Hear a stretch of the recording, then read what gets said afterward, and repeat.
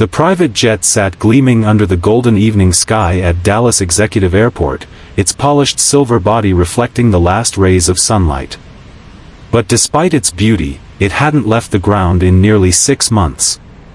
Every pilot who had once proudly flown it had quietly declined the next assignment. Not because the aircraft was unsafe.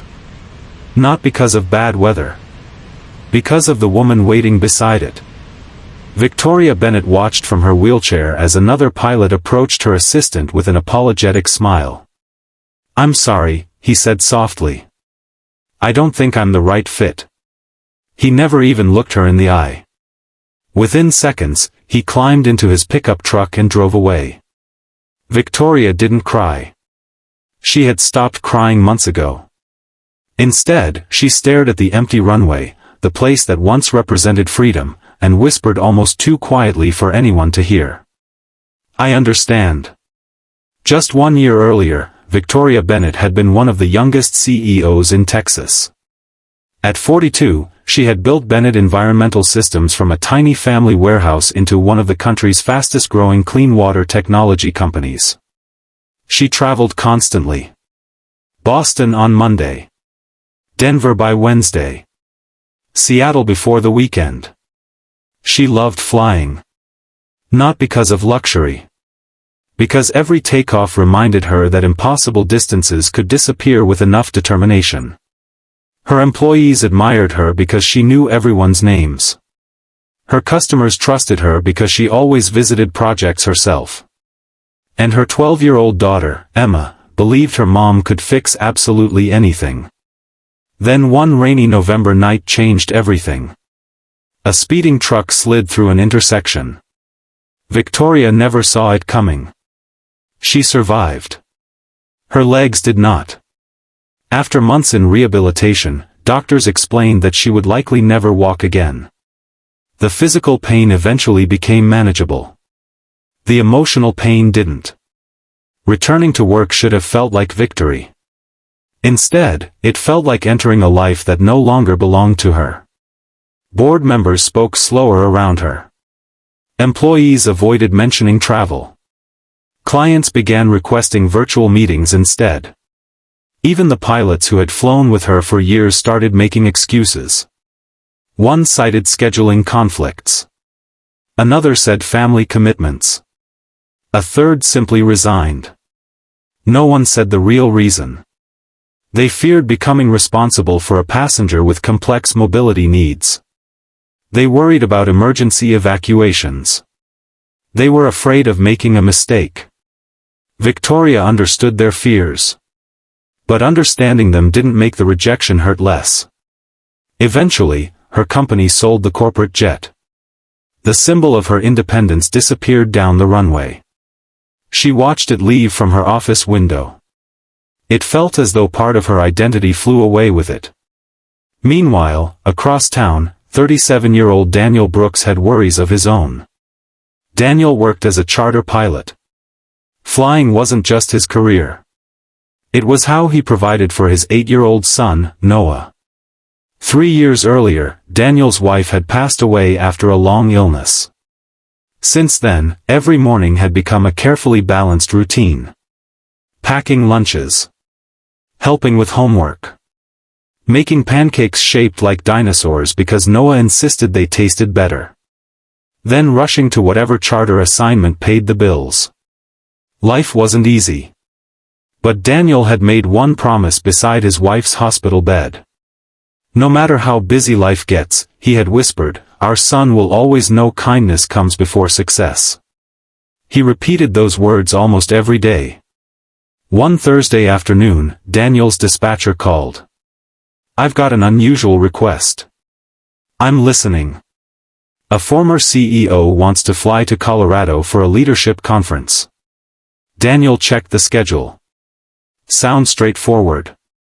The dispatcher hesitated. Several pilots have already declined. Why? Passenger uses a wheelchair. Silence filled the phone. Daniel frowned. That's it? Some guys don't want the responsibility. Daniel looked toward Noah, who sat at the kitchen table building a cardboard airplane. Then he remembered his promise. "I'll take the assignment."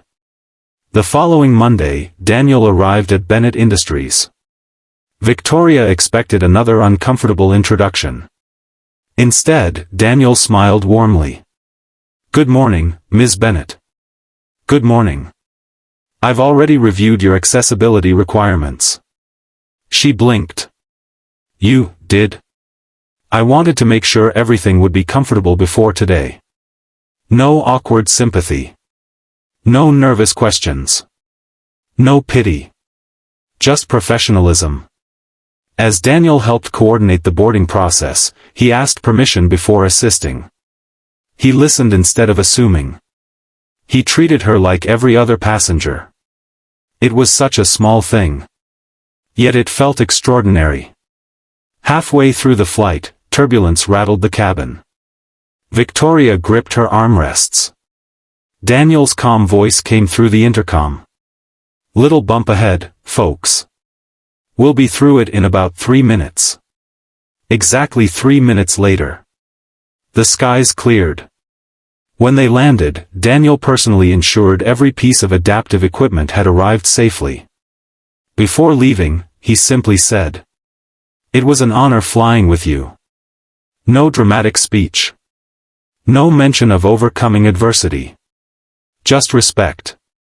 Victoria smiled for the first time in weeks. Over the following months, Daniel became her preferred pilot. Their conversations gradually stretched beyond weather reports and flight plans. She learned he skipped expensive restaurants so Noah could attend science camp.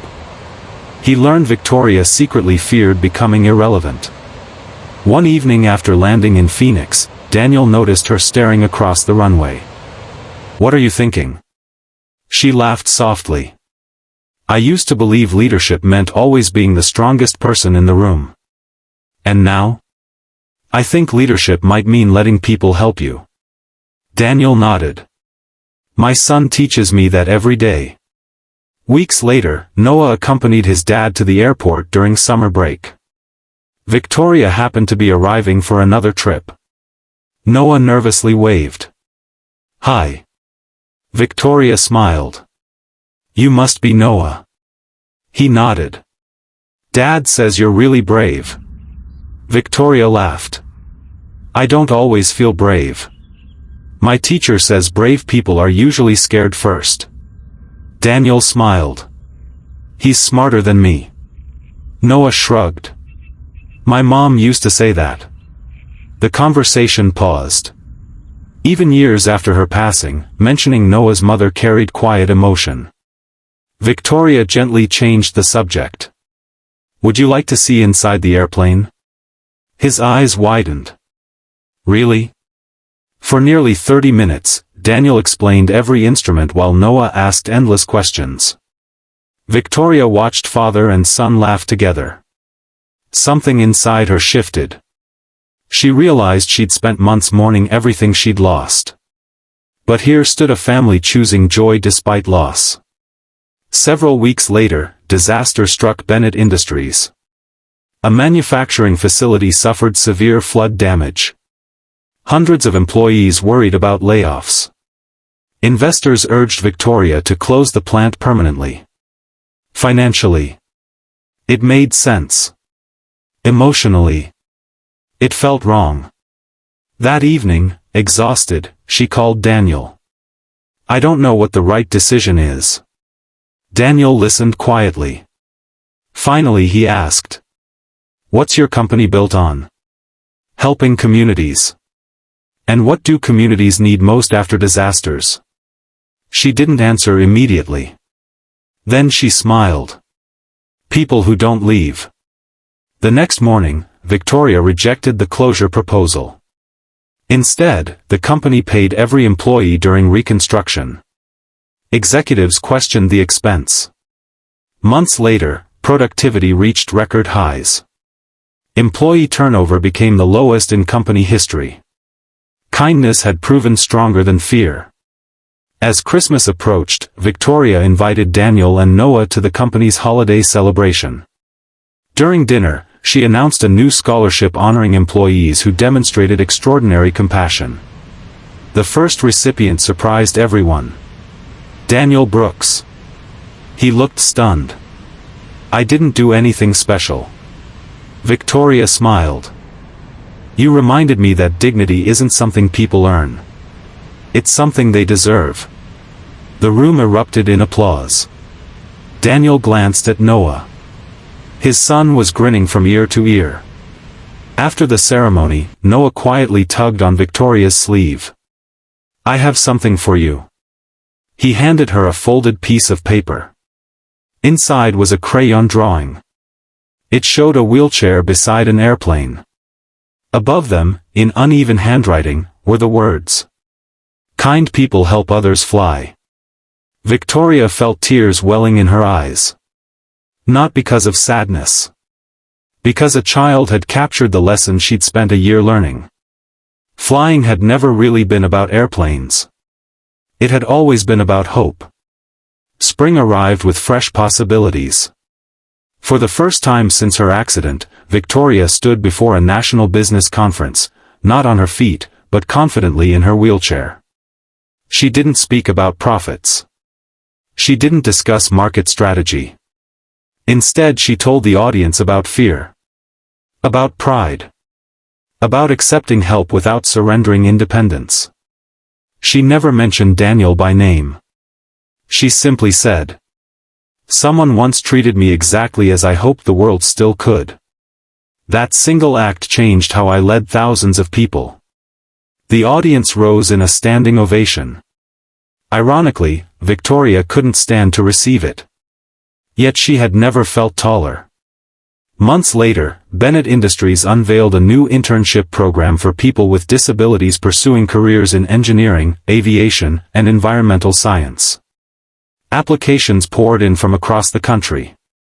Many applicants wrote the same sentence in different words. I finally believe there's a place for me. Victoria kept every letter. Whenever self-doubt returned, she reread them. Each reminder pointed back to one quiet decision. A single father had accepted a flight others refused. Not because he wanted recognition. Not because he expected a reward. Simply because kindness was part of who he was. Years passed. Noah eventually earned his own pilot's license. On the day he completed training, Victoria attended the ceremony. Daniel stood beside her. You know, he whispered, I think he's a better pilot than I'll ever be. Victoria smiled. I think that's every good parent's dream. As Noah climbed into the cockpit for his first official flight, he looked toward them and waved. The aircraft accelerated down the runway. Then lifted effortlessly into the open sky. Victoria watched until it became a tiny silver dot against the clouds. For the first time since her accident, watching an airplane disappear didn't feel like losing something. It felt like gaining proof that compassion has a way of traveling farther than any aircraft ever could. Because the greatest journeys don't begin when wheels leave the runway. They begin when one person chooses courage over comfort, respect over fear, and kindness over convenience. And sometimes, the person who helps someone else take flight ends up changing the direction of countless lives, including their own. If this story touched your heart, remember this simple truth: the smallest act of respect can restore someone's confidence in ways you'll never fully see. Kindness doesn't always make headlines, but it can change the course of a life.